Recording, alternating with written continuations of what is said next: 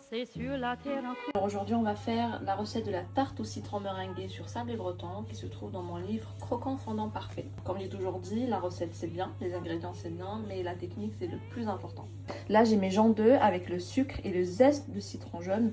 Ici j'ai pas mis le zeste de citron, mais rajouter c'est encore meilleur. Ou même de la vanille, de la fleur d'oranger si vous voulez. Sablé breton, blanchir les jambes d'œufs avec le sucre jusqu'à ce que le mélange soit mousseux. C'est ce qu'on va faire là. Là, le mélange est bien mousseux. On vient rajouter le beurre de micelle. Mais comme moi, j'ai pas de beurre de micelle, j'ai du beurre doux. Comme c'est du beurre doux, regardez, je vous montre. Qu'est-ce que je fais? Je rajoute une petite pincée de fleur de sel. Voilà. J'ajoute la farine avec la levure chimique. Je vais la ramasser. Et je continue de la ramasser avec ma main. Alors attention, le sablé breton, c'est pas comme le sablé classique, il est très très souple. La pâte, elle sera très collante. Alors si vous avez du temps, l'idéal c'est de la filmer au contact et de la laisser au moins 1 heure au frais. Et si vous êtes pressé comme moi, vous prenez votre pâte et vous la pochez avec une poche à douille. Ce qui est bien avec le sablé breton, c'est quand vous êtes pressé, vous n'avez pas besoin de la laisser se reposer. Contrairement à la pâte sablée, même si vous êtes pressé, il faut impérativement la mettre au frais pour qu'elle se repose. Vous voyez vraiment la pâte, elle est très très souple. J'ai mis ma pâte dans une poche à douille. Là j'ai choisi ce moule à la maison. Je suis pas au laboratoire, donc comme je suis à la maison et que je suis pas au labo, j'ai pas beaucoup de matériel. J'ai pris ce moule et là je vais venir pocher ma pâte. Essayer de faire à peu près 1 cm d'épaisseur. Autour. Et voilà ce que ça donne. Il n'y a pas besoin de graisser le moule. Dans toutes les pâtes friables, les pâtes feuilletées, les pâtes sablées, les pâtes sucrées, les sablés bretons, je ne graisse jamais mes moules parce que les pâtes sont assez grasses. Vous allez voir, ça va se décoller tout seul. Donc voilà, là j'enfourne à 180 degrés pendant 20 minutes et je reviens. On passe à la préparation de la crème au citron. Donc regardez, du crémeux pardon, vous avez 150 ml de jus de citron, 100 g de sucre, 3 œufs entiers, une cuillère à soupe de zeste de citron, mais ça c'est facultatif, 80 g de beurre et 20 g de chocolat blanc. Dans une casserole, fouettez les œufs, le sucre, le zeste et le jus. On va chauffer à feu doux en fouettant jusqu'à épaississement. Après ça, on va rajouter le beurre et le chocolat. J'ai mon sucre avec le jus. On ajoute directement les œufs. Hop, il faut fouetter énergiquement. Sinon le sucre, on va cuire les œufs. Hop.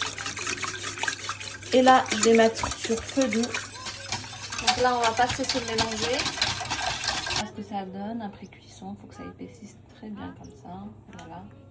On va rajouter le beurre et le chocolat blanc. Là, qu'est-ce que je fais? Je vais passer un petit coup de mixeur pour que ça soit bien lisse. Alors, j'ai laissé le beurre complètement fondre. Regardez. J'ai obtenu une crème bien onctueuse. Je vais le couler sur une assiette plate. Comme ça, ça va refroidir plus rapidement. Vous avez vu la texture? Et je la filme au contact. Réserve au frais, comme ça elle va refroidir rapidement. Filmée au contact, je vais la mettre au frais, comme ça elle va refroidir rapidement. Et si vous êtes encore plus pressé, vous pourriez la mettre directement dans le congélateur. Je la laisser 1 demi-heure au congèle. Qu'est-ce que j'ai mis? Sur le côté les œufs, machin, hors du feu, nanana. Ça on mixe pour une texture plus lisse. On va laisser tiédir, puis on la coule sur le sablé breton. Donc soit quand votre sablé breton il est froid, vous coulez directement votre crème par-dessus, ou bien vous faites comme moi, vous la filmez au contact, vous la mettez au frais et après vous allez venir la pocher avec une poche à douille sur le sablé breton.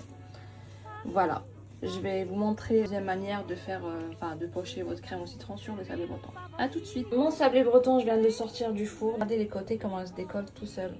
Tire le moule, regardez, il se retire tout seul. Je le laisse complètement refroidir et je viendrai pocher par-dessus ma crème au citron. Crémeux après repos.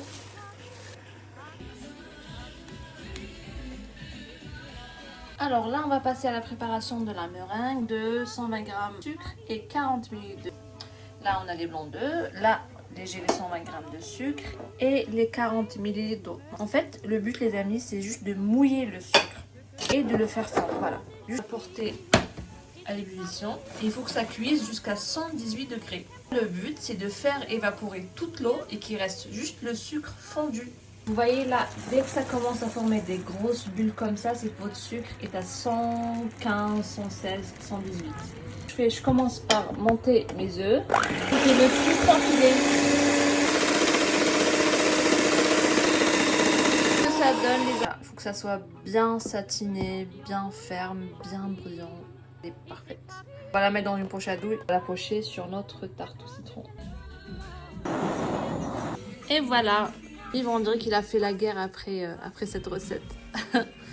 Je l'imprime en résine, en modèle 3D. Camille, elle est comment la tarte au citron? Super bonne.